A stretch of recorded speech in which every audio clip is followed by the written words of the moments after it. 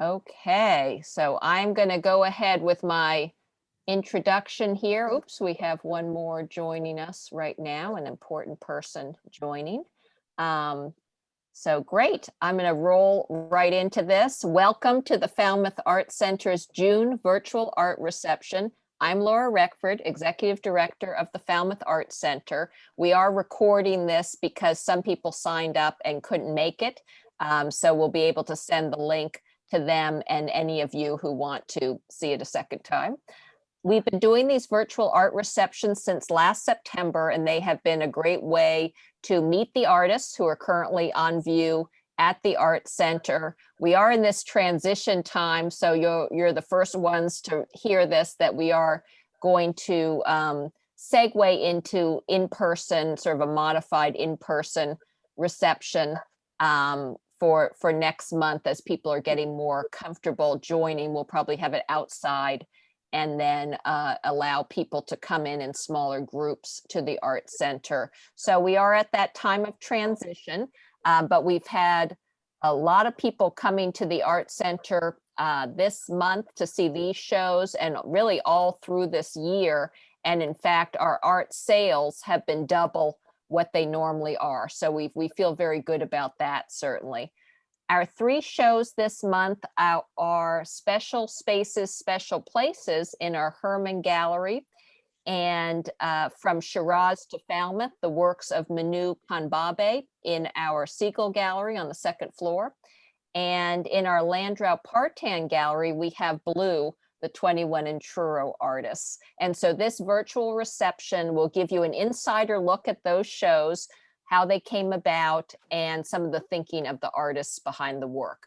So a few quick announcements. The Falmouth Art Center is free and open every day. You don't need a reservation. You just come on in, can check out the shows. We have 36 shows a year because we change 3 galleries every month. So there's always something new to see.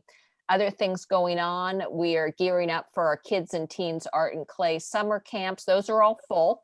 But we do have kids after school classes in the fall, and those have become very popular.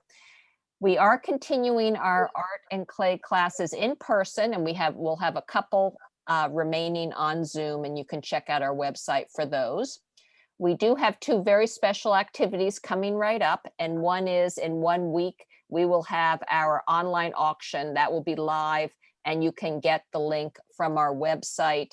And we have a range of very high-end artists in that show, as well as some really special gift baskets, opportunities, activities from local stores and businesses. And then on July 9th, we'll have our virtual gala, Escape to Italy, and that will be fun as well. You don't have to participate in the auction to do the gala and vice versa. They're 2 separate events, but we will have that auction online for 3 weeks. So we have a terrific program for you today that highlights our current shows. First, a couple Zoom tips. I know everyone's up to speed on this. Muting, we ask you to mute unless you're speaking. If you do have questions and comments while people are presenting, if you could put them in the chat, and I can moderate those questions if there's something that needs to be asked immediately. But otherwise, we can wait till after the presentation to do that. And then we will be sharing the screen and having the speaker view. And so that will be a good way to be able to focus on the person speaking. We'll start out with a 1-minute video of Manu Kanbabe. She couldn't be with us today because she doesn't do Zoom, but her grandson made a beautiful video of her and in her studio that gives you a good taste of her art. And so we'll show that. And then we'll go to Diane Scotti, who will talk about herself as an artist, her works in the show, and show us her studio. She's in the Herman show, Special Spaces, Special Places this month. And then we'll have several of the 21 Truro artists who will talk about their group and how it came together, and some of the individual artists talking about their work. So we'll start out with, I will introduce Manu Kanbabe through her artist statement and show the video. Manu's artist statement is that her paintings are inspired by the landscape and architecture of Iran, where she grew up, and the landscape of New England, where she's lived for the past 48 years.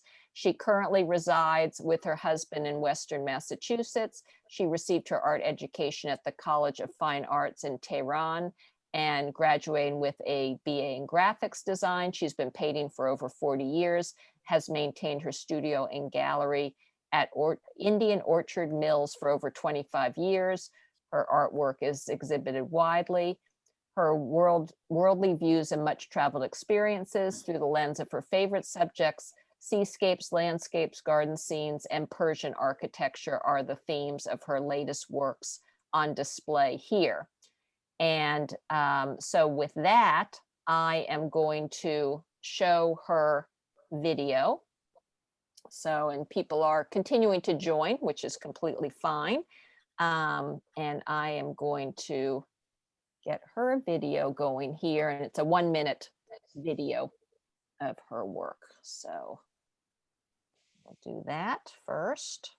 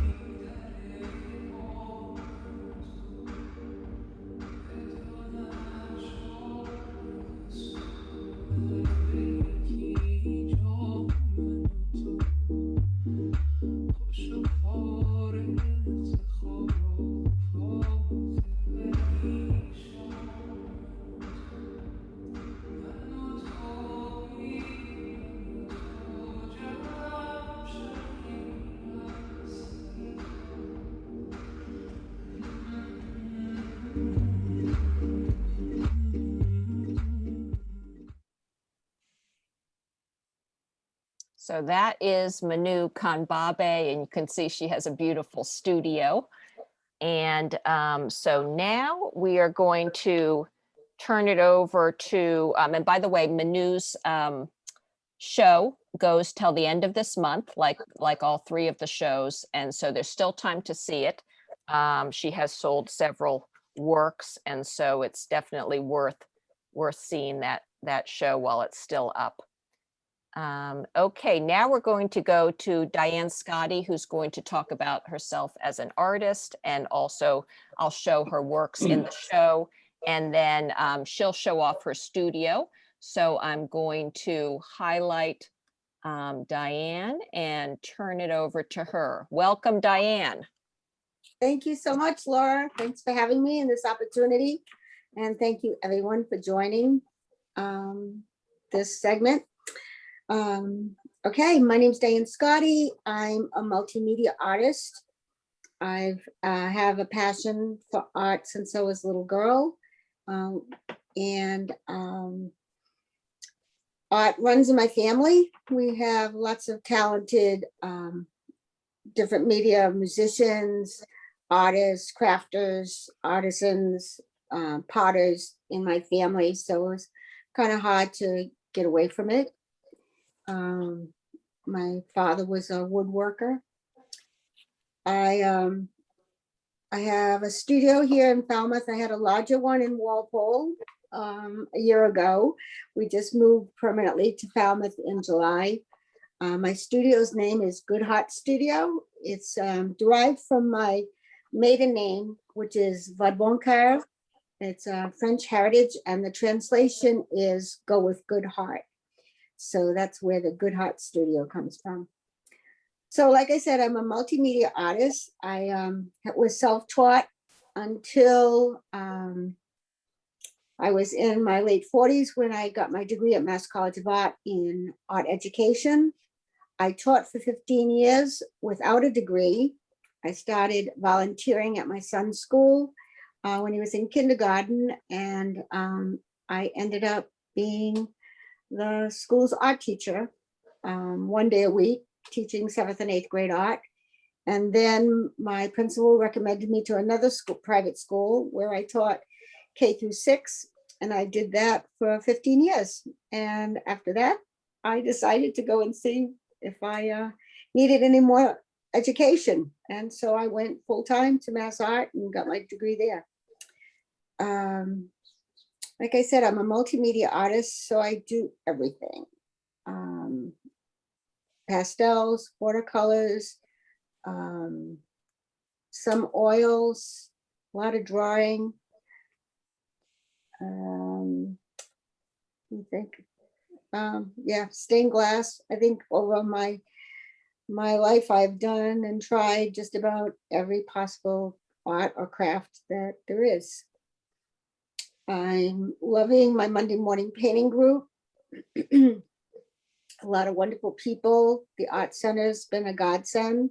I've been a part of that since we had our cottage here in Falmouth for the past 9 years. And now I'm thrilled to death to be a permanent resident and to really be bonding in the community. Okay, so Diane, I think we'll go ahead and show your 2 pieces in the show. And as Diane mentioned, she works in so many different mediums. We were surprised this month that she brought in 2 photos, because normally she brings in paintings. And then at the holiday market, she had a wide variety of things that she brought in. So she really, it's going to be a treat when she shows us her studio and how she organizes all her different mediums. But I'm going to go ahead and pull up the 2 photos she brought in this month for this month's show, Special Spaces, Special Places, in our Herman Gallery. And Diane can talk about those. So I'm going to pull those up right now.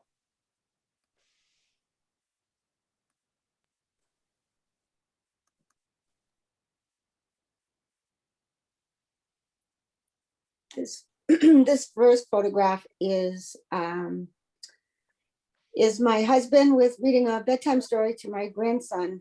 And I love the way the doorknob allows you to enter into the room, and you just follow the pillows up to the, the focal point, which is the 2 subjects for reading. And reading to our grandchildren is one of our special things to do, and that's what makes this such a special place. Yeah, this is, I just think, the sweetest. Okay, and now pull up the second one.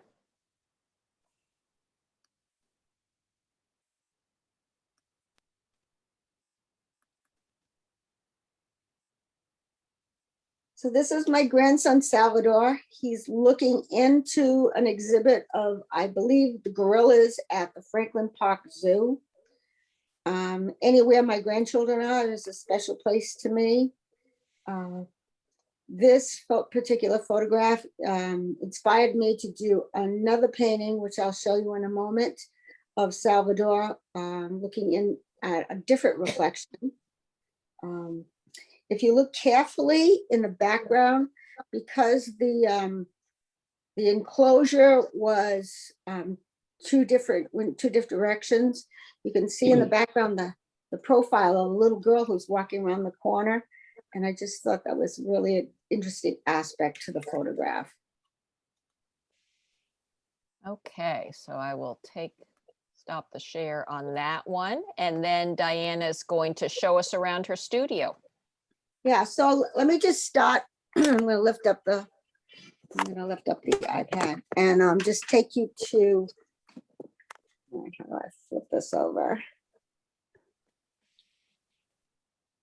Okay, I'm going to take you to that photograph first. So this is Salvador, and you can recognize his profile from the photograph, but the reflection that he's looking at is that of a little monster. My grandson is really intrigued with this movie, Little Monsters, that Howie Mandel played, this monster hiding under the bed. And Salvador just wants everything, how children can get obsessed with something. Salvador is obsessed with this little blue monster. So I made the reflection, I transposed it into the little monster. So this is my acrylic workstation. So I have a rolling tray. Everything in my studio is on casters. It's my new middle name. This is my pastel station. So I'm showing some works in progress as well as a finished piece of Falmouth Heights. I've got some bulletin board with some inspiration. This is a collage of photographs of all the artists in my family. This is my mom right here, and some of my former students, my daughter when she was little. This is my grandson drawing. So this is my family. So this is the pastel station. Then my chair swivels to my watercolor station. So this is the watercolors. This is some works in progress. This is a value study that I just recently did with some students. So I don't know why, but I always manage to box myself in a corner. My little office is in this little corner of the studio. I also have a sofa and a television set, so that when my husband's watching sports downstairs, I can be watching anything I want up here while I'm working. So I love to copy. I'm a good copyist. This is a John Singer Sargent I copied in college. It was my favorite painting that was at the MFA. I've got, hallways in my house that are loaded with paintings. This is a painting I did when I was, excuse me, when I was 12 years old. So I took lessons and was talented at a young age. I do cards. This section of the studio is where I have a slop sink and lots of supplies.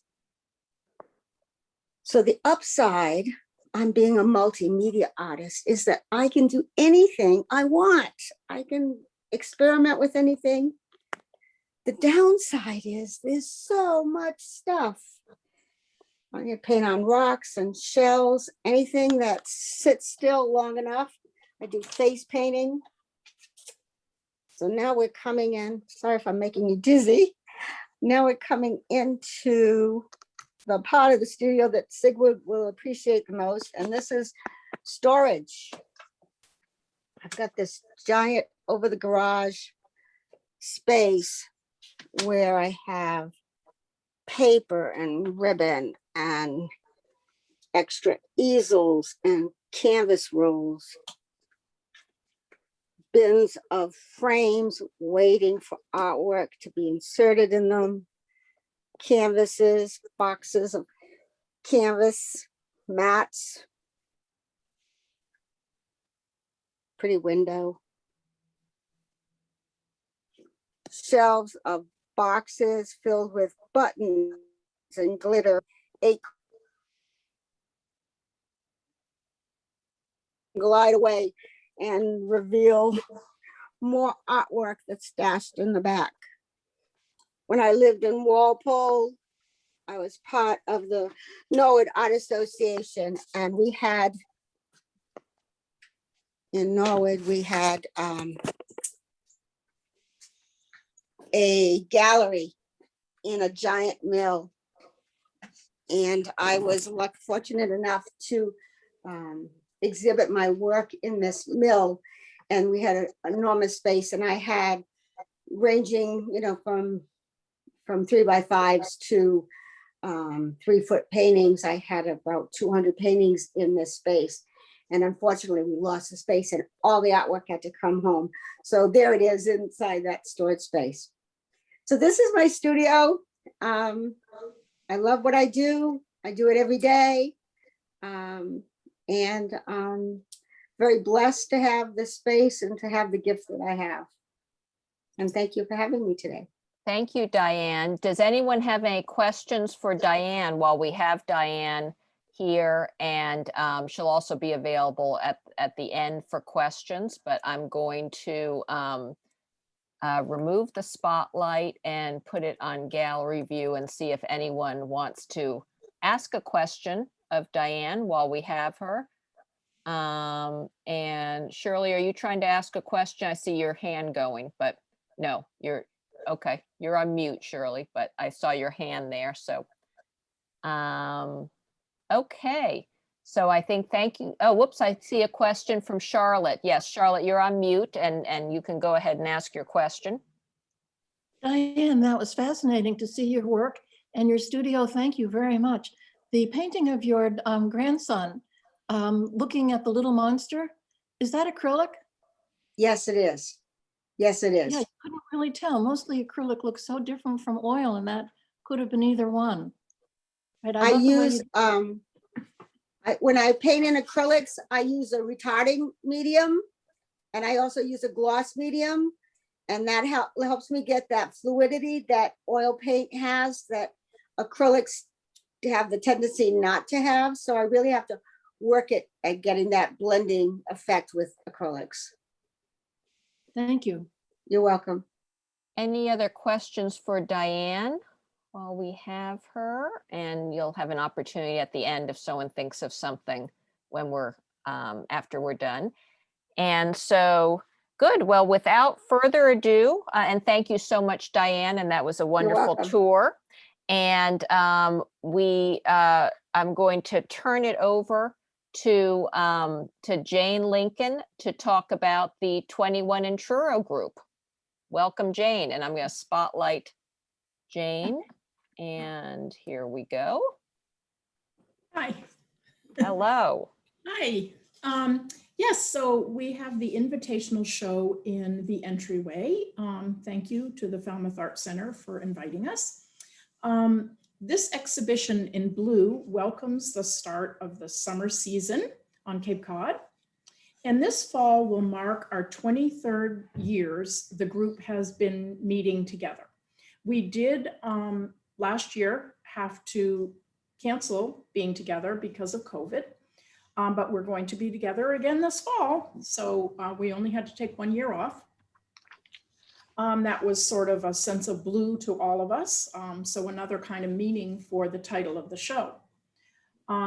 So there's a celebratory feeling to this show for us, particularly knowing we're going to be together again.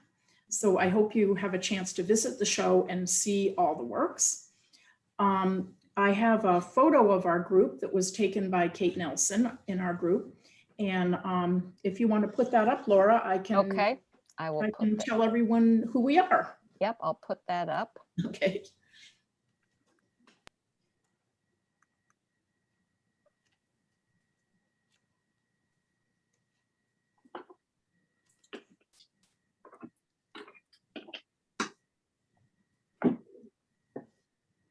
Okay, here we are. Oh, nice. So in the back row from the left is Christie Velesig, and she's going to be speaking about our history in a few minutes.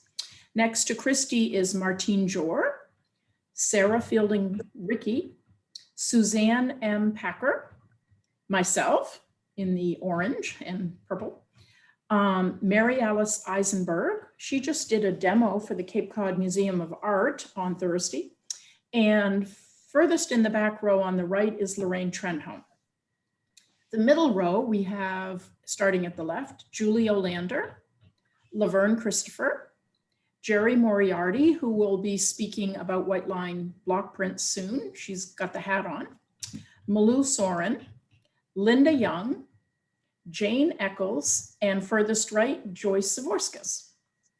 In the front row, we have way on the left, Joanne Ritter, Kate Nelson in black, sitting there with her legs crossed, and her hand, you can see she's the photographer who jumped into, we always laugh because she has to run and get into the camera shop while it's set.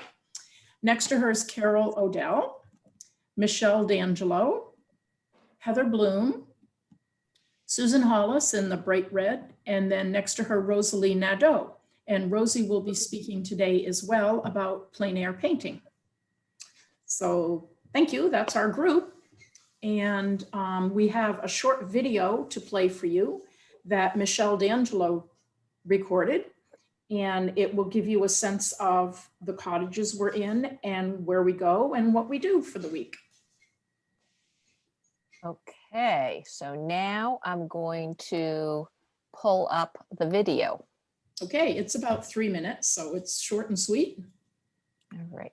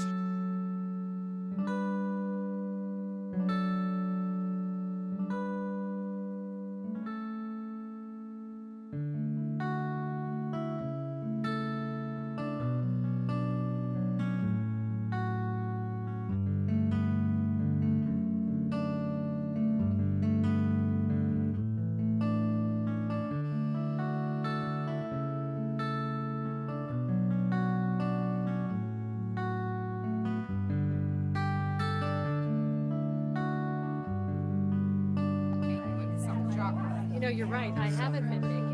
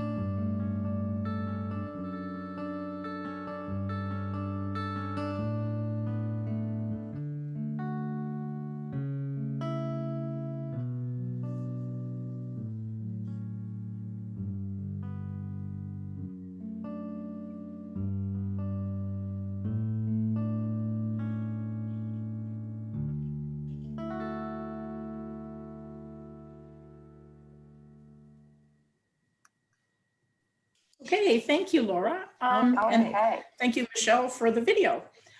So now we're going to go to Christie Velesig, and she's going to give us a few more details about the history of our group and the cottages we stay in. Hi, Christie. Hi. Well, in March of 1999, Ann Boucher, a fellow artist, a very good friend of mine, called me and said, would you like to come with me up to Cornhill, Truro for a week and just paint and explore the landscape, no housework, have pizza every night, and we'll just stay up there for a week and paint. So I said, sure, you know, I would love to do it. It sounds wonderful. So the next day I was in Hyannis Art Supply and I ran into another fellow artist, Barbara Wyland, beautiful watercolorist. And I was telling her about it. And she said, oh, she said, I would love to do something like that.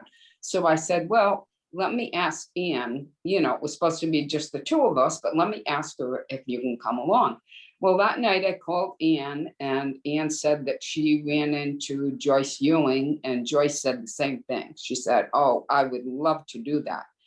So Ann and I decided that it would be wonderful if we could have a week-long retreat with a lot of professional women artists from the Cape.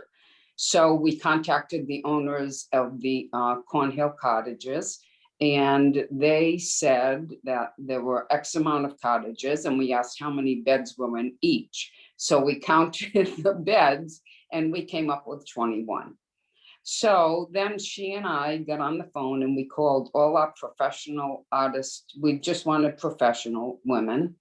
And within a very short period of time, we had 21 people that said, yes, they would absolutely love to do it. So we had a meeting here at my house and talked about what we would do, have potluck dinners and critiques and share information, explore the landscape. And we really didn't at that time have the idea of becoming as widespread as we are today. And the first year, once we saw the body of work that we had all produced, we decided that we would have a show at the old Selectmen's Building Gallery. And so we did that. And our first 3 years, our work was from Cornhill up, at the top of the bluff. And then after 3 years, we decided to move to a new location, which was down the hill and right around the corner, Sladeville. The Sladeville cottages are beautiful, and they're right on the Pamet River. We have And Christie, I'm just going to interrupt 1 minute because I do have some slides and pictures. So I'm going to go ahead and segue into the slideshow again for a second here. Okay.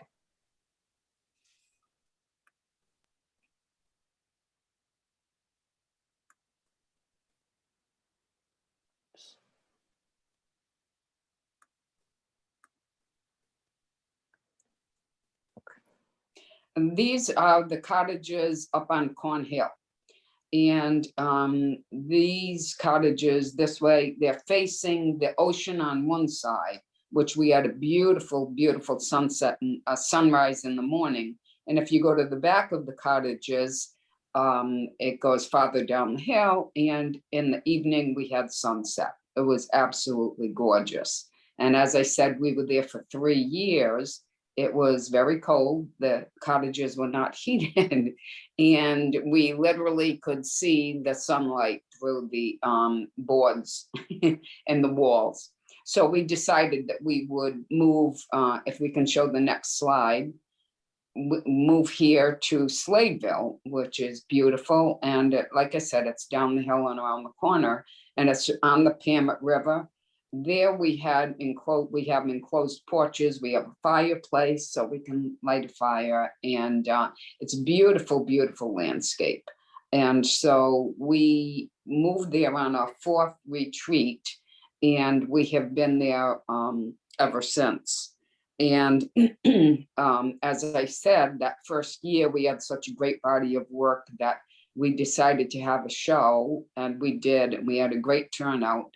And after that, we just had shows, and we continued to have about a show every year in museums, and it has just, blossomed into what it has. And I just hope that the history of 21 in Truro goes on for many more years. Thank you. Okay, and I think this next bit is going to be the next speaker. So I'm going to stop the share here if I can. Oops. Oh, no, you can stay on it. Well, Okay. All right. We'll introduce Rosie Nadeau next. Okay. That was a picture of Rosie, so that's great. Okay. Rosie's going to talk about plein air painting, and there she is in Truro. Rosie, are you here? Can we find Rosie? Let's come out of this and see if we can make sure we have Rosie with us. Can you hear me? Okay, I can. I think I have to mute the computer. Can you hear me Yes. now? yes. Am I So what clear? I'm gonna do is I'm gonna highlight Rosie so we can all, and here she is, and I'm gonna spotlight her. And here we have you, Rosie, and then we can, now Wonderful. there we can see you in your studio, which is really fun for everyone to see. And you can hear me? Yes, Yeah. we can hear you great Because now. I've had a little trouble with my computer, which I ran over, and the Oh, dear. speaker doesn't work. So I'm speaking into my phone and using my computer for the visual. It's working. I want to say that Truro holds a special place in my heart. Two of my instructors brought me here in 1969, the year before I graduated college, majoring in painting. And they brought me to Arnold Slade's studio, which they had purchased. Now, Arnold Slade built Slade cottages. And so it's all one place for me. I was introduced to both places, his studio up on Slade Hill and Sladeville along the Pamet. And I was thrilled when we made that change to retreat there. I did my first plein air drawing when I was about 2 years old and drew our swing set in perspective. And that's when my parents got the idea that I had some artistic ability. Since then, I have delighted in relating to nature by painting in plein air. For me, it is not only a matter of producing art, but a matter of connecting with my soul to, for me, it's the best form of meditation. I'm far too high strung to just sit with my legs crossed. But when I'm painting and focused, it calms me and it is a kind of a meditation for me. I'm a figurative painter as well, and I love to paint the still life, which is what I have in the blue, the mussels, the blue mussels in a bowl. Of course, food is my favorite still life subject, along with flowers. But the plein air that I do is more about honoring nature and her vivid brilliance than it is just creating a pretty scene. I find that nature's colors and presence is so full of impact that to reduce that depth of the world onto a flat two-dimensional surface requires a lot of tricky stuff. For one thing, you've got to exaggerate to tell that truth. You are reduced to two dimensions and you're trying to imitate a depth. So you have to take consideration, you have to make almost an illusion, and you've got to exaggerate value as it gets lighter as things recede. And you've got to emphasize edges. And my son's just come in to make sure I've got the volume on and it's working. So I'll be in the house when I'm done in less than 5 minutes, probably. One of my favorite inspirations for painting outside is Don Stone from Monhegan Island. And he said that in nature, there are veils of atmosphere. So the farther something is from you, the more atmosphere is created. That's one kind of perspective, aerial perspective. Then you've got the reduction of size. As things are farther from us, they're smaller. So that's linear perspective. So in a landscape painting, you've got to marry both ideas and represent them visually. So painting in plein air is more than copying what you see in a photograph. When you are actually out there, you've got to translate all of these qualities of atmosphere, diminished size, and the most important thing for me is the light effect. I like to say the light is my subject, because if it's a cloudy day or a sunny day or a partially cloudy day, nature shows you the difference in the colors, in the hues. And so a hue can be bright or dull, light or dark, warm toward sun colors like orange, or cool like ocean colors and sky colors like blue. So you have so many things to consider, plus edge control. When something is where you want to place emphasis in your painting, you want sharp edges. And you want to be able to draw the viewer to your focal point. Another thing Don Stone said was to establish your intent. And your intent should be about one thing in one painting. If it's two things, make two paintings. So you can see behind me that I do a bit of landscape with people in it. I love to paint the model, nude or clothed. And I also like to put a person in there. You can see up above the fishermen I painted who are standing on the wharf or mending a net or just looking at that one there, just looking out while up from shucking scallops. It's so important to me to place a figure in an environment. And so I often hire models and try and position them in what would be a very natural position. Bending over to a kayak, pulling a kayak. I keep pointing to the screen, pulling the kayak or pulling on a boot or pushing the kayak, or what's the other one? Oh, that's in the lavender garden. So I'm very involved with figurative work and the landscape, and I want to have emphasis, brilliance, a vivid representation that honors nature and the human presence there. I don't know what else I can say. We have And Rosie, The design is important. The angles and the path to creating a focal point and a point of interest. Here's another big painting.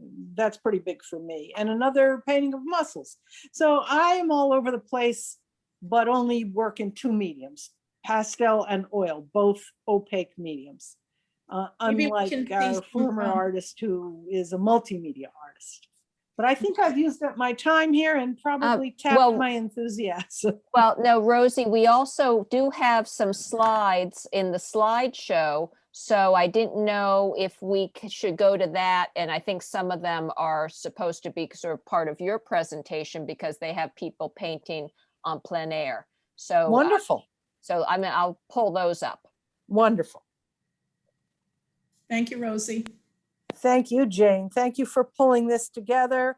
Without the cooperation of all of us, we couldn't do this for 21 years. We honor, there I am at Slade Hill by Slade's studio, painting a view of the Pamet through the pines. And that's a painting of the sunset on the Pamet River. We can see across the river to a beautiful exposed hill that just glows in the setting sun.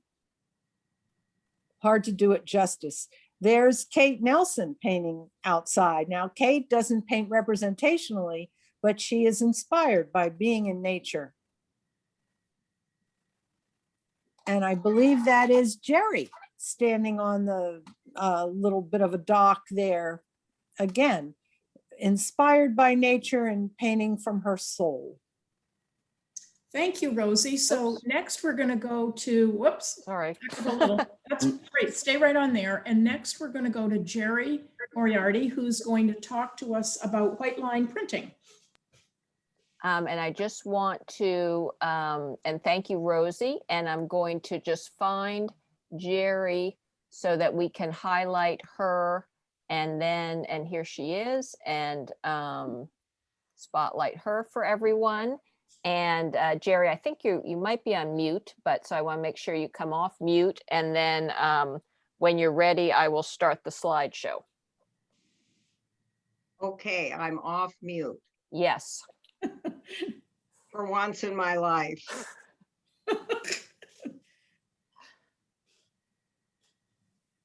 Everyone, I am Jerre Moriarty, and I will be giving a brief overview of what is called white line woodcut printing. And this process was developed in Provincetown in the first 2 decades of the last century. initially by artists who were trying to find ways of printing without having to use a separate block for every color and shape. And today I just applaud them for that, because I'm in the process of taking another type of printing, which is called reduction. And it's very difficult. I'm not such a precise person, and the idea of having to register all these things on different blocks would have been impossibly difficult for me. But these prints were developed, and the group became known as the Provincetown Printers. And it was done initially by a group of artists, among them Blanche Lazelle, another artist named B.J.O. Norfeld, and Ada Gilmore were all working with this process, which involved etching designs and lines into either soft pine blocks or balsa wood and plywood, where you would carve the shapes, and we do that today. Each color is then applied with watercolor or gouache, and then overlaid with the paper. Usually it's wise to use a very absorbent paper, which will take the color from the board and register it very truly. These people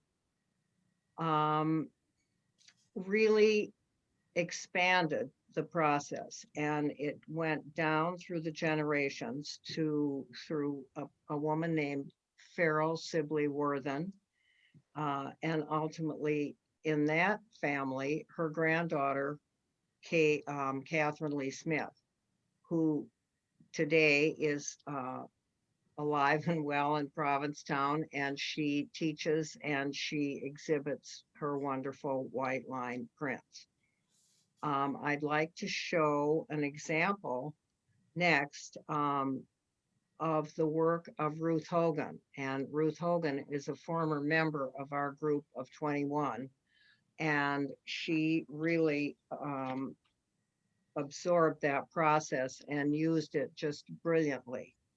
And I believe that while Ruth was so immersed in doing this, Jane Lincoln was seeking a new way of expanding her repertoire, if you will.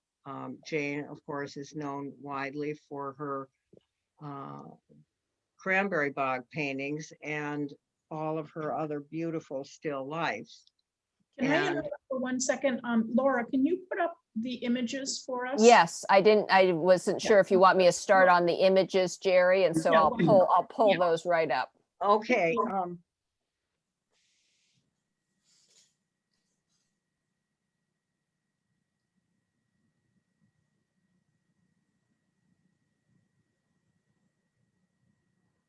Okay, that is an example of Ruth Hogan's white line woodcuts, and it's delightful. I find it delightful. The activity, I can see almost the personalities of the women that she is depicting, and her use of color and perspective is very, very effective. And Ruth, as I began to say, was a woman who made herself available. She was a member of our group, but made herself available to Jane Lincoln, who was interested in learning a different process so that she could use grid painting. She could use the white line process to develop her grid paintings, which were a further exploration of color and how each color can appear differently and transmit messages of energy and perspective. Jane obviously is a great colorist, and her white line prints called, some of them were called conversations, and there would be two squares on the grid that would be the identical color, but they would be next to either complements or analogous colors, which would render them to appear differently from what they were as we saw them identically. So Laura, I can you will show take the the next next slide? image. There we go. This is, yes, this is Jane's, and it is in the show, and it is a very fine example of the grid painting and how you can, as I said, relate the colors to one another and different energies with the shapes. There were others that were the conversations. I don't believe we have a slide of those. And now we are going to be looking and discussing Suzanne Packer. Suzanne, as many of you know, is primarily, or was primarily, an oil painter, and she has quite a wide reputation on the Cape. But at one point, when we were all out in Truro on our retreat, I believe I was working on my newly developed passion for white line, and Suzanne and Jane was also doing some work with her grids. And so Suzanne observed both of us trying this new process, and she became fascinated with it and started her own journey on that. And this is called With Pairs. And one of the things that she does, and I find very, I find it exciting. I have difficulty doing it, but she has provided more energy and movement by taking the images off the screen, off, if you will, the picture. And her use again of the white line is combined, oddly enough, in this one with a grid in the background, which Suzanne often uses, the windows. And it is a way of her expanding the depth of her printing. So that is well, now now we have to talk about mine. And I began, as I said, with a passion for doing white line, because I was previously immersed in pastel, which I loved and still do. But unfortunately, the dust and the toxicity of cadmium colors and so forth drew me away from it. And Jane helped me a lot in the beginning. And then I went forward to a workshop with Catherine Lee Smith. And she is the granddaughter, as I may have said before, of Farrell Sibley Worthen, who was among the pioneers of the process back in the early days in Provincetown. And so normally my subject matter for white line is either flowers, because like Rosie, I absolutely love flowers. My mother was a voracious gardener, and I grew up not realizing how much of an influence her gardening skills had upon me. But in any case, my subject matter is often the florals, and I have great difficulty incorporating white line into landscape for me. I'm going to continue to try and study this and learn how to do it. But for the meanwhile, I am concentrating on the still lifes. This was just an attempt at fun. I sat down one day, and I usually am very nervous and tight, and oh no, how's this going to look and how can I get it right and so forth. And I sat down one day and said, I'm just going to fool around here with these colors and these lines and see what happens. And I had a lot of fun doing this particular one. It loosely represents begonia leaves, but that's only from my viewpoint. I don't know that anyone else would see the begonia leaves, but it was a lot of fun to do this particular one. I'm wondering if we could have my next, yes, that's an example of what I was just talking about. The still lifes of the flowers. And in some ways, you know, I try to abstract them because I think for me, if white line gets too busy, it loses its freshness. And my whole purpose in doing these the way I do is to convey a certain sort of freshness. And I hope that, you know, I can continue to achieve this. I'm trying to think of other things that I can mention about white line. I would like to that I think is wonderful of Blanche Lazelle, because I think it sums up very nicely about white line. And so I'll just read that very briefly. Originality, simplicity, freedom of expression, and above all, sincerity with a clean-cut block are characteristics of a good woodblock print. So that was Blanche's summation, and I heartily agree with it, and I intend to continue my studies. And I love being part of 21 in Truro. It was beyond my wildest dreams to be made a part of it. And I really, it's just very special. And I'm so happy that we will be going back again this fall. Onward ever to another adventure.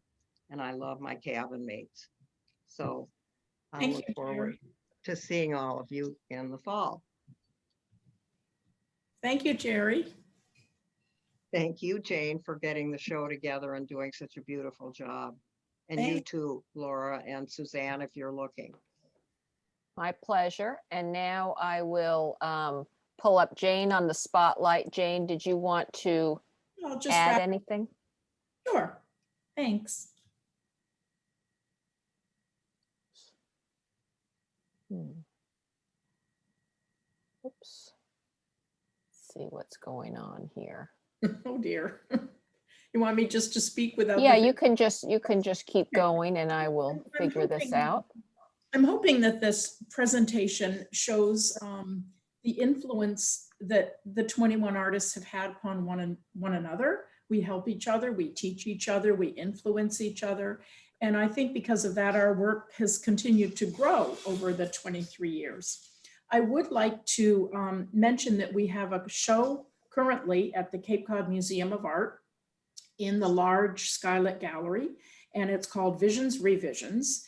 Each of the artists in 21 in Truro took one work that they had done previously and revisited the idea in many different ways to create a second painting.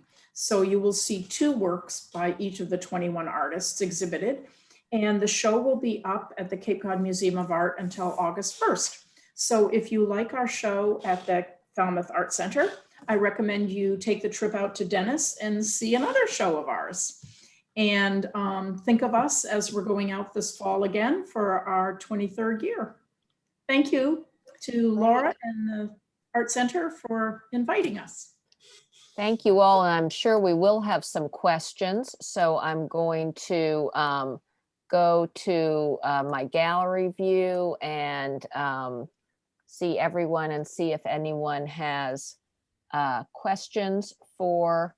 We have several of the 21 in Truro artists here, and of course we have Diane still here if there's questions for her.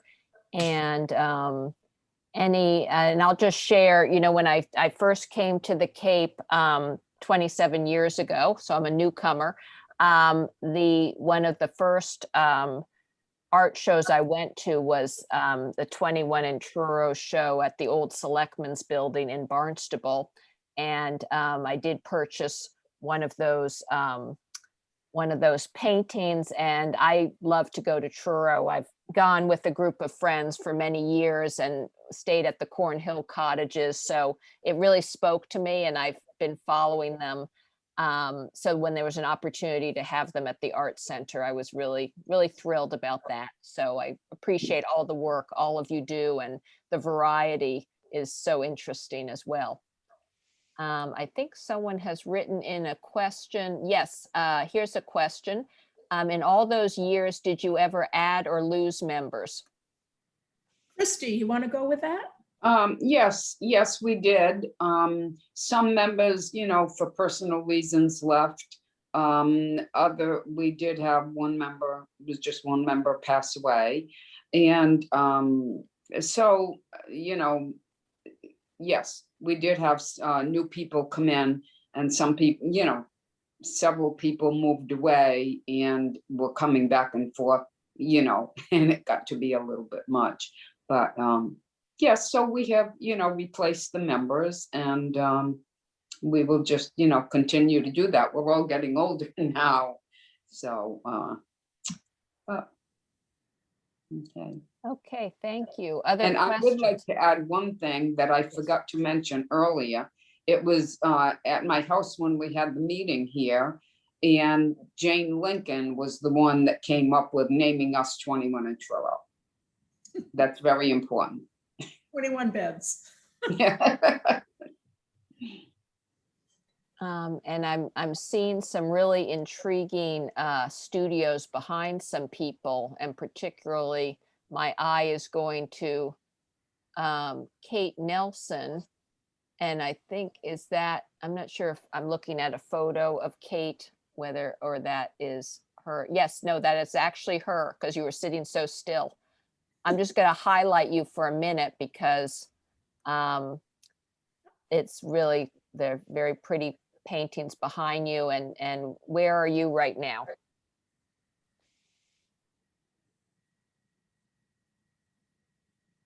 Have to unmute myself. Hi, This is Kate. my beautiful studio, and this summer it is also my home. I moved into my studio. This is North Light. My garden is my flute music. And there's my books. There's my other wall. And Kate, I know your works are, as all the 21 Truro artists have their works in various places, but I think I've seen your works at maybe Ross Koppelman's gallery.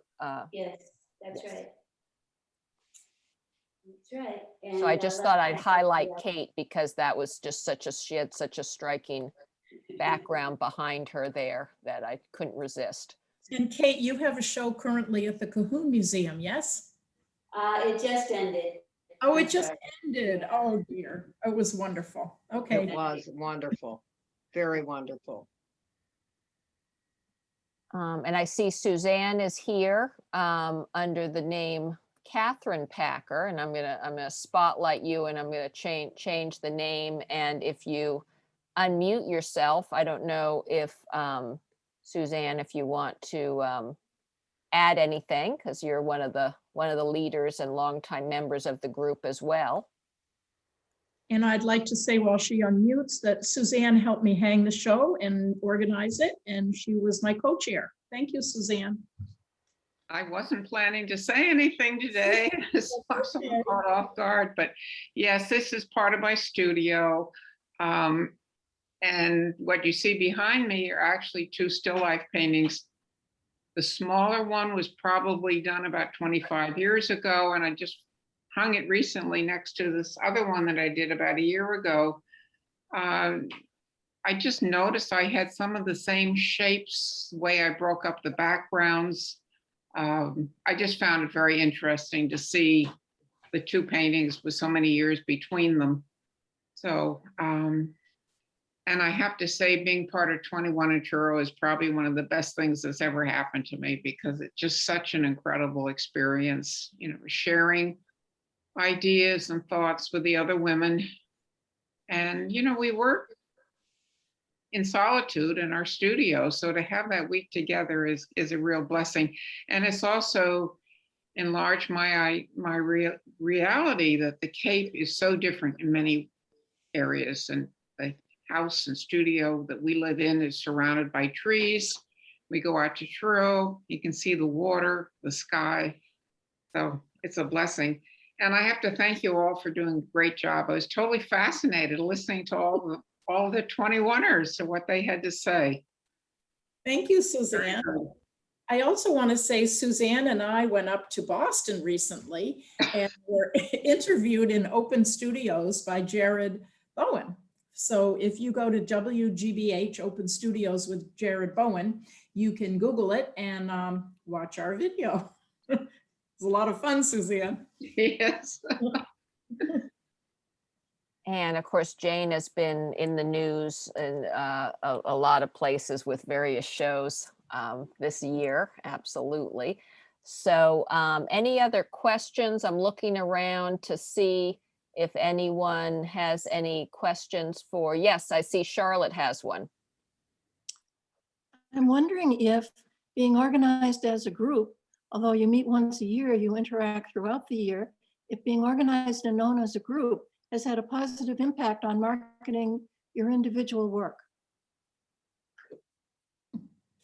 Shall I go with that one? I think it has. I think we do meet 3 times a year other than COVID. We have a spring meeting, then we meet in the fall when we're in Truro, and then we meet again in December.